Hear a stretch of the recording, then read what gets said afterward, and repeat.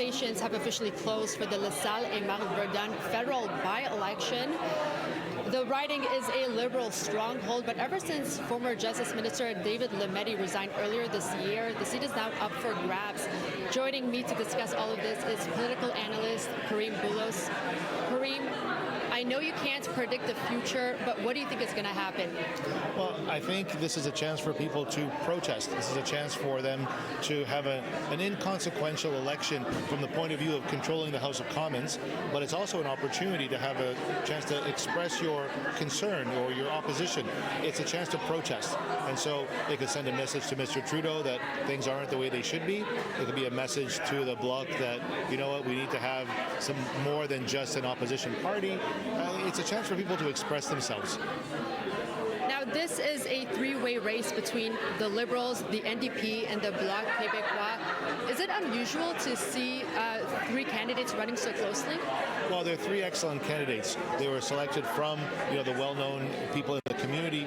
We've got two municipal councillors who've already gone through multiple elections, so they know the territory, they know their supporters, and a good, strong business person for the Bloc Québécois, well known in the area as well. So at this point, because it's a partial, it's a by-election, we see that the individual running has just as much of an impact, if not more, than his or her leader. And so, Laura Palacini was running on her merits, and we didn't see much of Mr. Trudeau during the campaign. Same with Mr. Poilievre. He didn't show up to help, Mr. Coury with his campaign.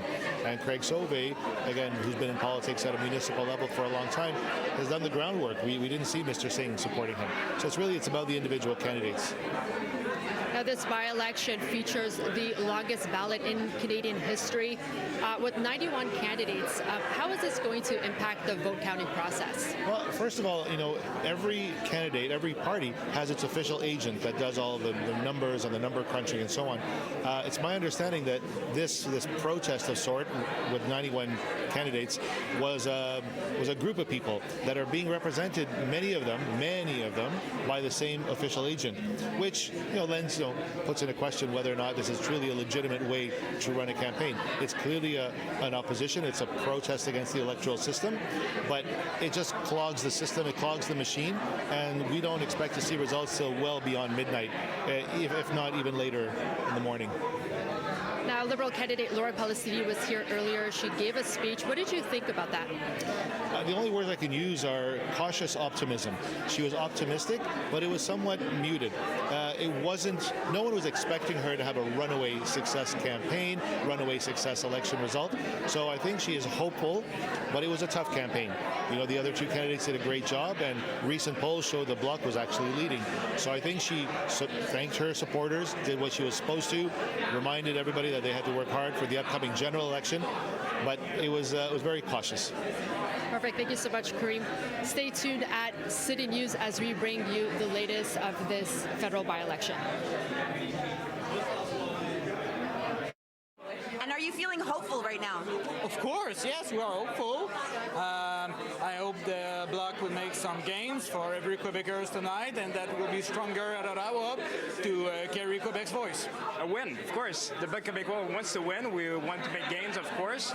And for anything that happens, we know that we did a great campaign with truth, and of course, we're hoping that we're going to win. I guess it would send a good message for sure. We've been talking the past years about different issues, OAS for no discrimination between the elderly for OAS, more powers for Quebec with regards to immigration, and those messages have been more heard in the past week. But having the voters also telling the government that it is what they want, I think that's the message it would send if Louis-Philippe were to be elected tonight.